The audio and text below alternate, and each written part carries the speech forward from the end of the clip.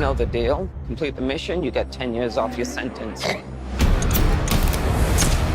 You fail to follow my orders in any way, and I detonate the explosive device in the base of your skull. Love him or hate him, these are your brothers and sisters for the next few days. Hi guys, I am Valentina. I'm from Warner Channel Brazil, and we love you. How are you today? We love you too. Oh my God. Your mission is to infiltrate Jotunheim and destroy every trace of Project Starfish. How are we supposed to get in? Gaius Greaves, the thinker. I'd never been in a superhero movie, but I was really glad that the superhero movie that I ended up in was one of the sickest ones. Anything can happen. James Gunn breaks all the rules you've gotten used to in comic book films. And also to be on the whole, James Gunn theme park ride, to be in James's world for a few months was very exciting. It's going to be different from any superhero movie ever made.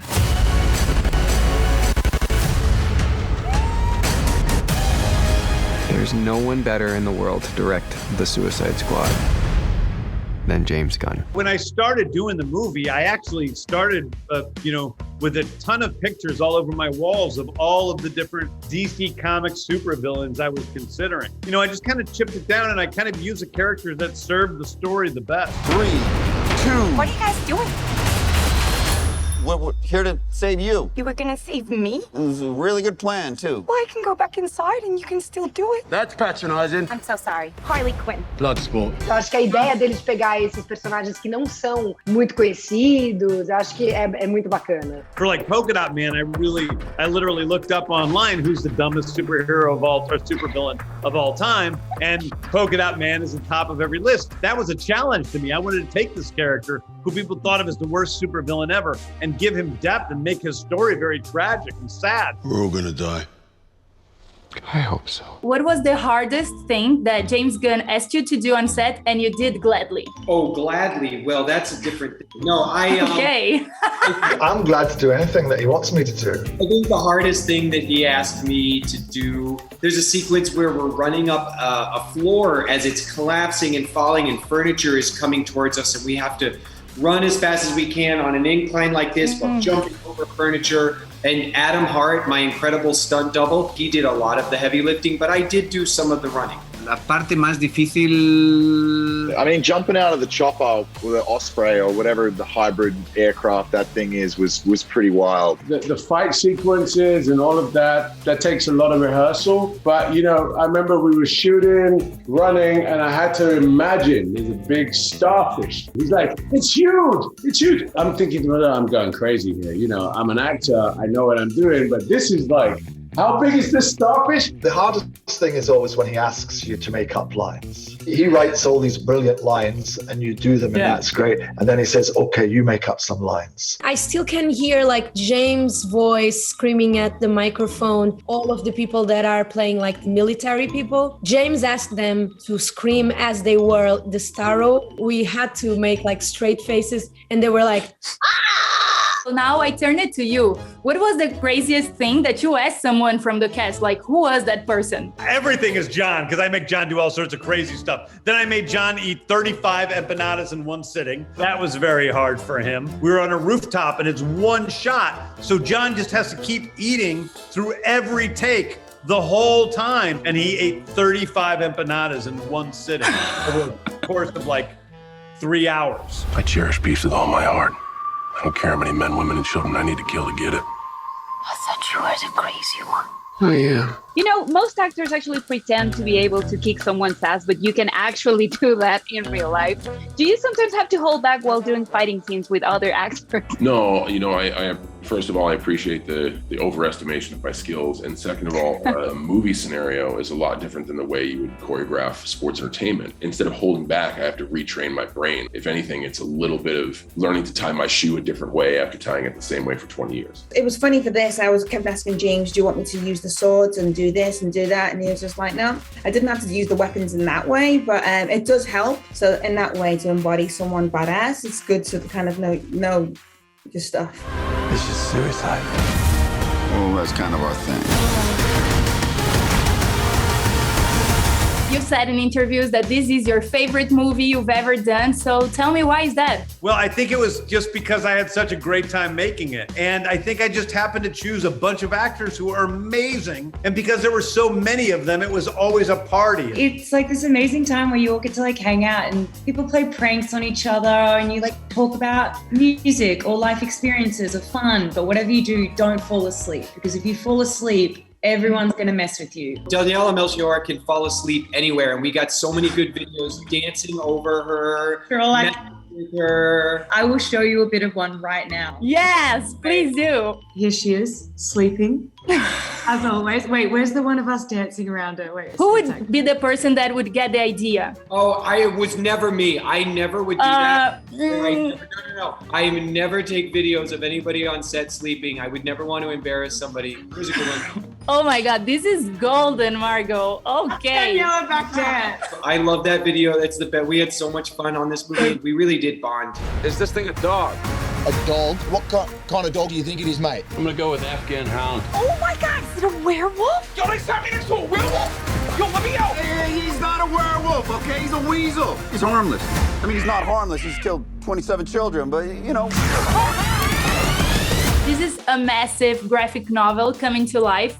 What was the day that you looked around the set and was like, damn, I am in a comic book right now? Actually, it was even before I hit the set. It's when you start trying on the costume. Yes. Ooh, nice one. Yeah. Open your eye, you go, oh my God, now I know this train can't be stopped. I've never seen superhero costumes unless they were a bit cheap and nasty. But these were real. They looked like real superheroes. They made me look so scary, and it was so convincing. I would say they're some of the best makeup people in the world. We failed the mission, you die. If we find out any information you give us is false, you die.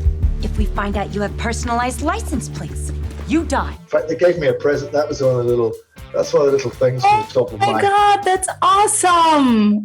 Oh my God, we've got a freaking kaiju up in this shit! This film has the biggest builds in the company of Warner Brothers history. One of the first sets that we traveled into, there is an ocean with artificial waves that are crashing onto an artificial beach with an artificial jungle behind it. And this whole thing is our set that then, turns into absolute chaotic war mayhem with explosions blowing. Nothing like a bloodbath to start the day. Entonces son escenas masivas de muchísima gente que funcionaron increíble. Ahí habla también del talento de James Gunn. Dirige lo mismo a un actor que dirige igual a una multitud. A lot of movies you see take, songs and just kind of put them in there after the movie is already edited, so it doesn't work together. But I have actors moving to the songs. I have camera operators moving to the songs, and it makes everything so much more organic. Nossa, eu fiquei impressionada, assim, de como ele quis fazer o mais real possível. Ou seja, pra gente não ficar num universo tudo de mentira, sabe? Ou tudo de fundo verde. So everything's got to look the way it does on the screen is the way it looks in real life. So the costumes look amazing. What they don't tell you is it takes someone else to actually help you put that on. That fast change thing you see where people change into their car, that's not happening. It's someone hiking up your pants behind you, helping you out. And how did it work for you? Like your arms, how was it that in the costume? I would love to say that I have a lot of tips and tricks as to how to make that happen, but really it's a whole room full of really clever people. There's some kind of hacking. I believe they tap, tap, tap, and then they say, I'm in.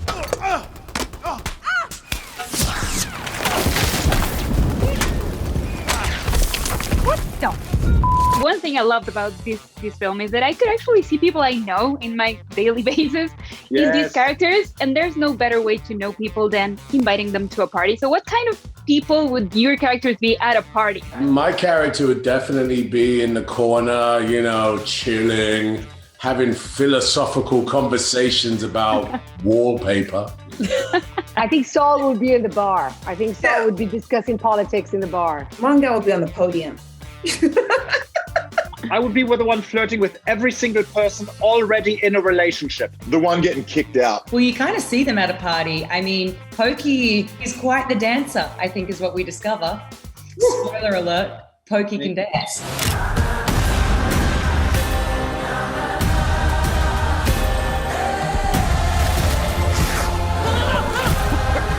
I just came into this trying to make the best The Suicide Squad movie I possibly can. No sabes quién va a ganar, quién va a morir. Every single day, I was amazed. I've done a few big movies in my career, and I've never seen anything like that. James Gunn has absolutely nailed it, and there's no way fans aren't going to love it. All of the sets are bigger than the life. You cannot believe they've built oceans, beaches, waves, heated pools, jungles, super deep plunge becken, which is German for pool. I just said it twice, it's a synonym. Aren't they excited about this fucking masterpiece?